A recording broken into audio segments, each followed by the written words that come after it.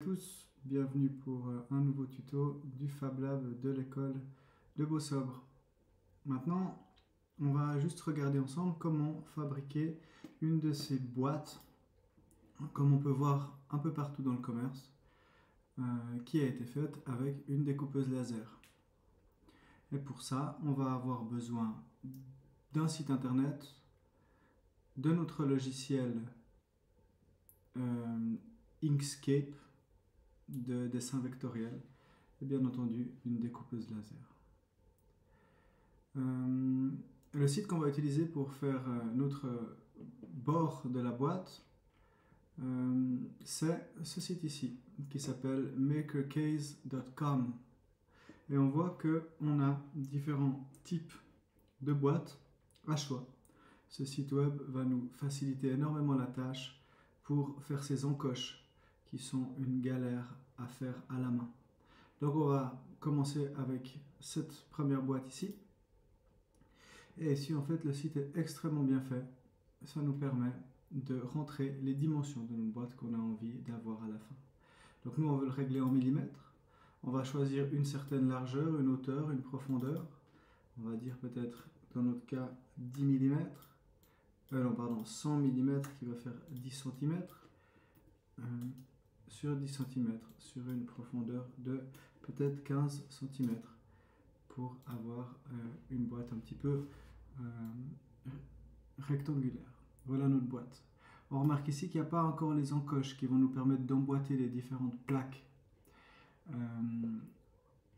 Mais d'abord, on a des différentes autres choses à régler. La première des choses qu'on veut faire, c'est qu'il va falloir qu'on dise au site web si les dimensions qu'on vient de rentrer, c'est l'intérieur de la boîte ou l'extérieur de la boîte.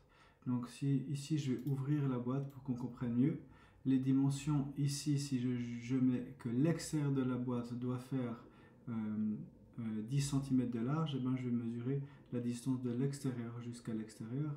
Si j'ai envie que ce soit une boîte qui fait exactement 10 cm de large depuis l'intérieur jusqu'à l'intérieur, je vais devoir avoir une boîte un petit peu plus grande. Et donc je clique intérieur. Ça c'est extrêmement important. L'épaisseur du matériau, donc c'est l'épaisseur des plaques de bois qu'on va mettre dans la découpeuse laser. Ça peut être 3 mm, ça peut être 5 mm en général. Ça c'est quelque chose qui est important de savoir avant de faire le modèle, sinon absolument tout va être faux. En l'occurrence, moi je choisis 3 mm parce que c'est avec ça que j'ai envie de travailler. Et puis j'ai envie d'encoche.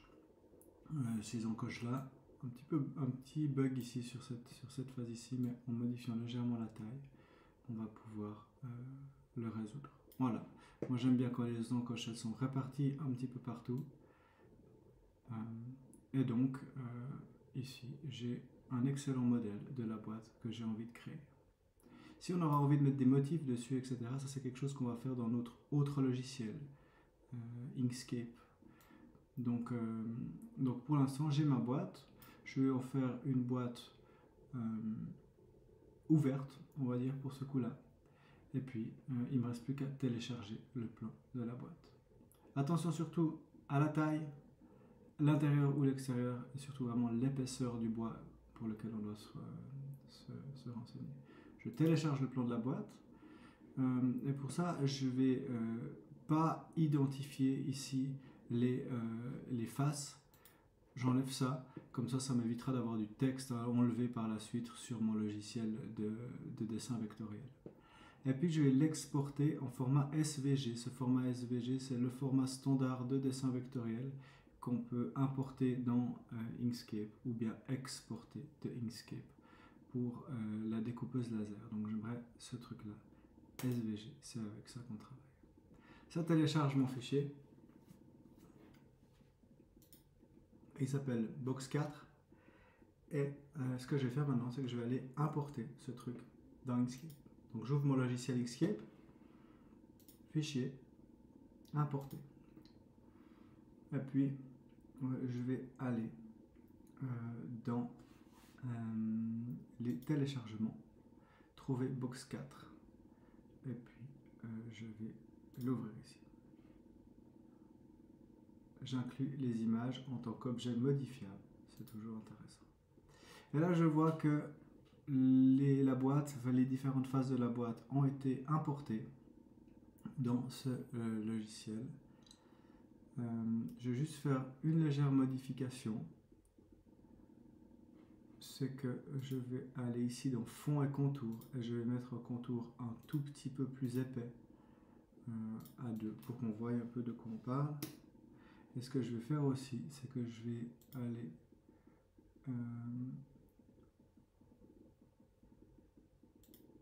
j'aimerais aller ici cliquer pour que ma zone de travail soit un petit peu plus grande, enfin corresponde à la taille de mon fichier. Attention à ne pas modifier la taille de ce qui a été importé ici, parce que si on commence à avoir quelque chose de plus petit ou de déformé, bien entendu, plus rien ne fonctionnera. Et donc on ne veut pas, on veut surtout le laisser comme ça.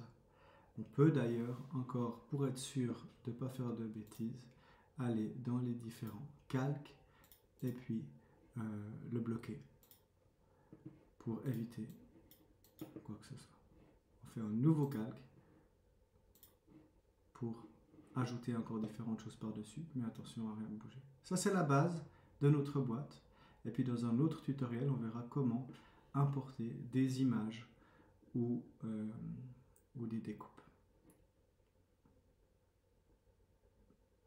Voilà pour ce tuto. Merci pour votre attention et à bientôt pour un autre tutoriel.